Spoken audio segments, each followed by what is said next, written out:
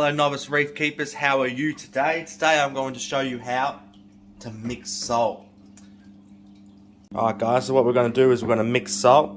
So the first thing you want to do is a appropriate sized tub. So this one here is 60 litres, so it's perfect for a big water change in my tank, which is what I'm doing today.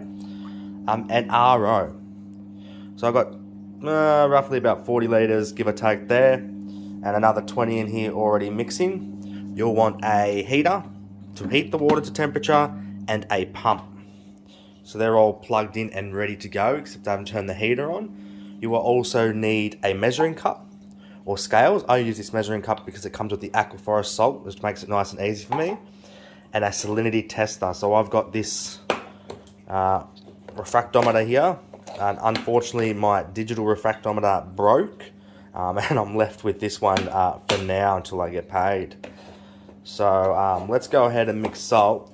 So I must say before I do this, every single batch of salt will be different that you mix and will have different amounts.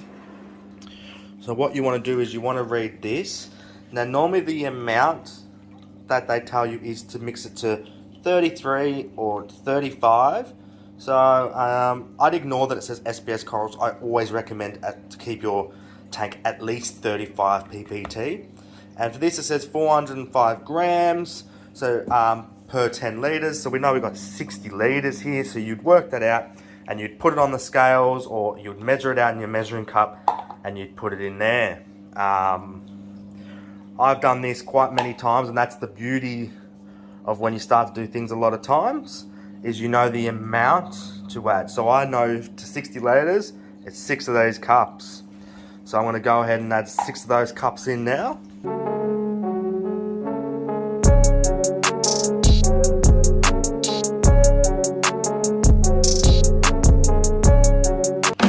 So as you can see, I was a bit short. I wasn't as prepped for this video as I should have probably been. But that's 5 cups. So instead of doing 60 litres, I'll just do 50 litres. And that's fine. That'll work out just for me. Just fine for today. So what I'll do is I'll now submerge this heater by putting the rest of the RO in. And then I'll turn it on. I'll let it get to 24 degrees. Then I will test it. And if it's right to go, I'll show you the easiest way to do a water change. No lifting, no, just straight in, straight out. So there we are guys, it's all mixing. I have a little bit of RO left just in case I need to adjust anything. That's about 50 litres. So we'll wait a little bit, we'll turn the heater on, just like that. We'll check everything's working. So I've set the heater to about 24 degrees, so that's right. And the pump is working, so we'll let that mix guys, and then we will test it, and then I'll show you how to do a water change.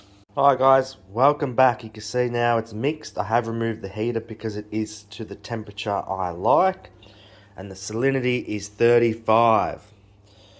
So I did test it with this refractometer, so we're right to go. As you can see, there's also a hose to do the water change, a clamp to hold the hose, pretty self-explanatory. And this pen. Now you're probably all thinking, what is this pen for? So I will show you what I'm going to use this for. And it's a simple little thing. I'm going to drain the tank down. I'm going to measure it out with these drums. So normally I wouldn't measure out with these drums. Normally what I do is I just pump the water straight out into the backyard, and I would drain down to a line. So I have, oh, my water feeder's going off. So I have rubbed off the line so I can show you how I work it out. So what I'm going to do is I'm going to measure out about 50-ish litres. These are 25 each. So I know exactly that it's going to be 50 litres. And then I'm going to make a little line here, or wherever it ends up. So next time I go to do the water change, I can do the easy water change where I just simply get a big hose, I drain it out to the line, and then I pump the water back in. No hassles. So let's get to it.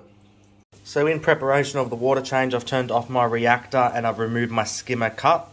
The reason I removed my skimmer cup is so it doesn't overflow.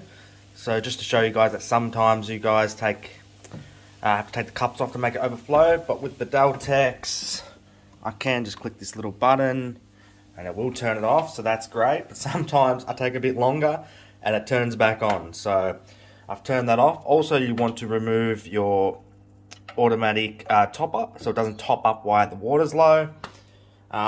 Turn off my wave maker and my return pump, and we should be ready to go. Guys, so we're just going to get a siphon going. Just put it in there.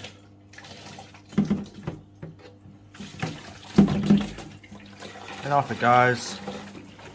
So we're going to fill those 2 drums up.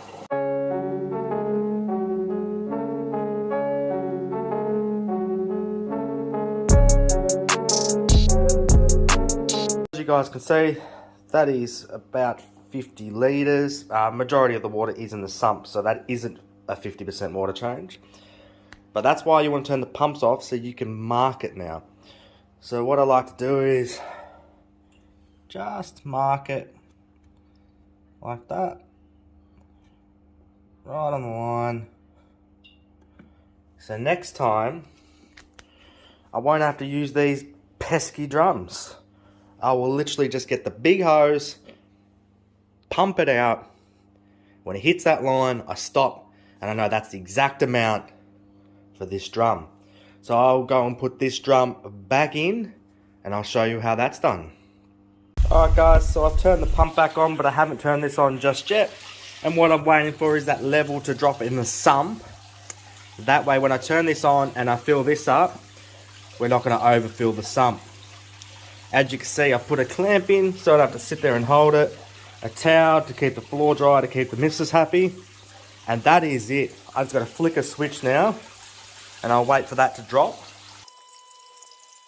While we're here, I'd just like to talk about this little thing here that I've plumbed in. So this is actually a random flow generator. So instead of, you know, the water just coming out in a straight stream, it does this cool effect. And it goes in all different directions. It gives you that added little bit of flow. Alright guys, so we're nearly there. As you can see, the top up has gone off. So if we didn't turn that in there, we would have run that dry. So now we'll turn that on and we'll start to fill the sump up. Yeah, so if we didn't turn this off, it would have been putting RO in at the same time, messing up your whole salinity. So make sure you don't do that.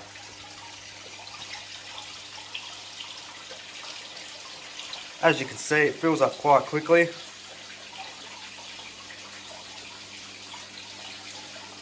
Big pump, makes life easy.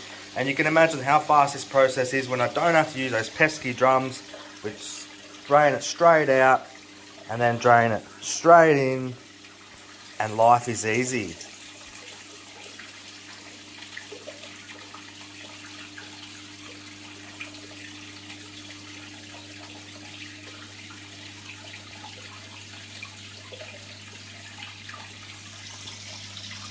Alveo is loving life in there. Blastos. See my Lobo starting to open up. I know it's water change day. Obviously everything that comes out of the water closes up. I wouldn't worry about that. That's just because they were exposed to the water, to the air, sorry. And here we are, we're nearly finished here. This last little bit. See the sump getting up there now. That's why it's very important to drain the sump first.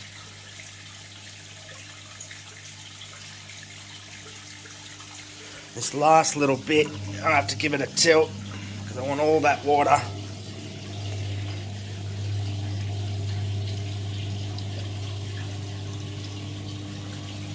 All that stuff on the bottom is just sand and calcium buildup.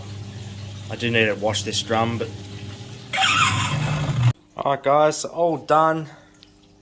Sump's full and everything's put back on. The reactor, the skimmer, the waivers. Everything will be a little shitty with you and we'll slime up a bit. Don't panic, that's fine. But what you want to do is, once again, in about an hour or so, is check your salinity again. Check it once, we checked it twice, 3 times, we're going to check it 4 times. And now, my favourite bit. So we'll close it up, we'll turn the light off, close that up. I've got this bottle full of RO, which makes this part so much easier. Just give it a spray, and then with this, it makes a horrible noise, but... And there we have it, guys.